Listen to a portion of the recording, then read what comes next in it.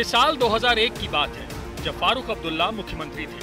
तब जम्मू कश्मीर में गरीबों के लाभ की बात करके रोशनी एक्ट पास हुआ था और अब 19 साल बाद पता चला है कि तत्कालीन मुख्यमंत्री फारूक अब्दुल्ला ही इस रोशनी एक्ट के बड़े लाभार्थियों में से एक हैं।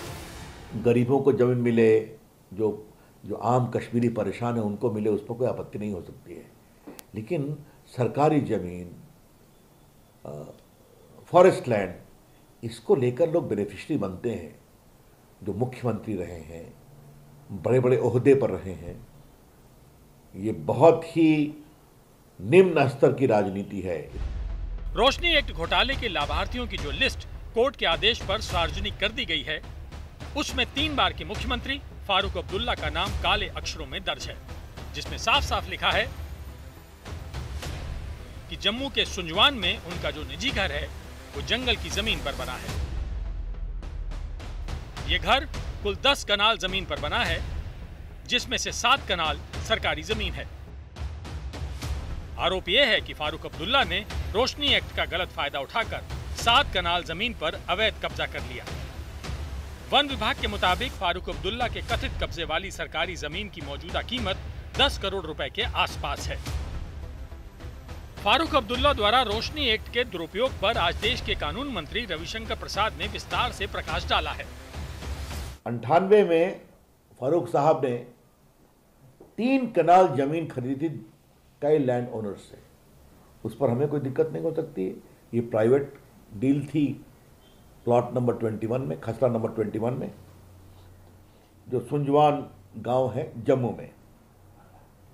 लेकिन खरीदा 3 कनाल, कब्जा किया 7 कनाल, और जो 7 कनाल था वो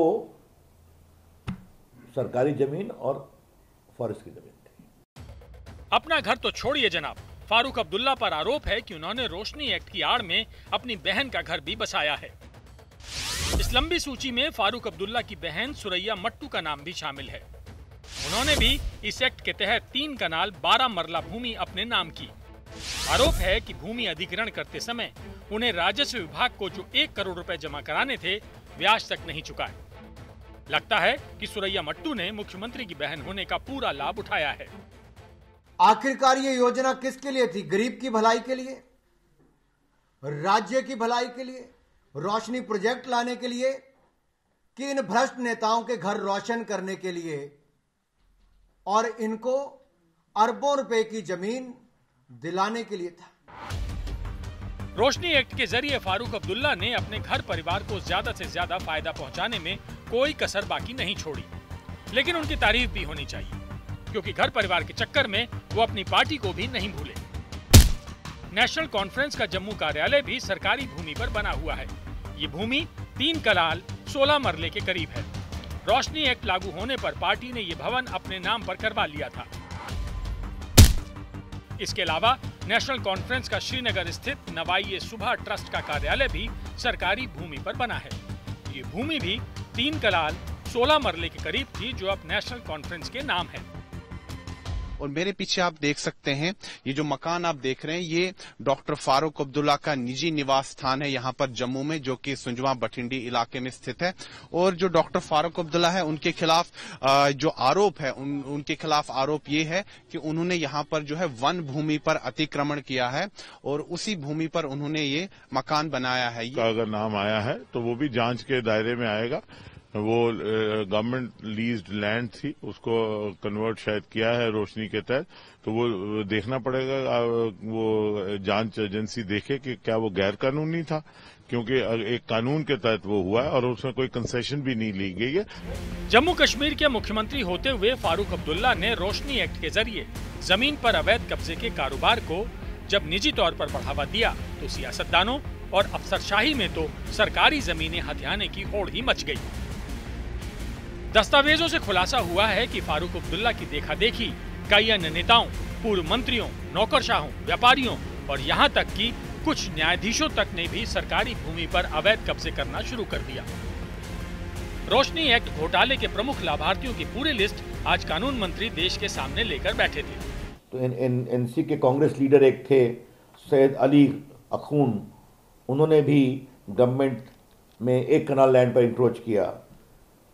एक फॉर्मर जज और उनके बेटे हैं, एक आफ्ताब अहमद मीर हैं, कई लोग का नाम इस तरह से आना शुरू हुआ। लगता है कि जम्मू कश्मीर की जमीन बस इंक्रोचमेंट के लिए ही बनी हुई थी। वैसे फारूक अब्दुल्ला ने खुद पर लगे सारे आरोपों को खारिज किया है। उन्हें लगता है कि ये उन्हें परेशान करने की साजिश है।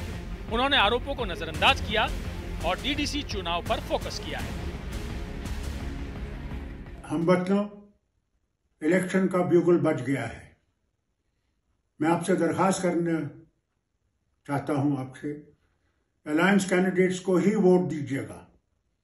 जो दूसरे खड़े हुए हैं और कहते हैं वो अलायंस के हैं, वो अलायंस के नहीं हैं, वो अलायंस के दुश्मन हैं।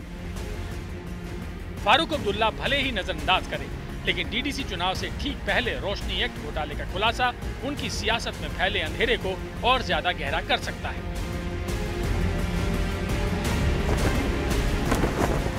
मौजूदा वक्त की राजनीति ने इस जमीन घोटाले में नाम सामने आने के बाद हर किसी पर सवाल खड़े कर दिए हैं कि जम्मू कश्मीर में आम लोगों के नाम पर रोशनी एक्ट बनाकर रोशनी देने के नाम पर कैसे पैसों की जमकर बंदरबाट हुई और जमीनों की खरीद फरोख्त की गई। माना यही जा रहा है कि आगे आने वाले वक्त में कई और नामों का अगर खुलासा हो तो हैरान मत होइएगा। चित्रा त्रिपाठी,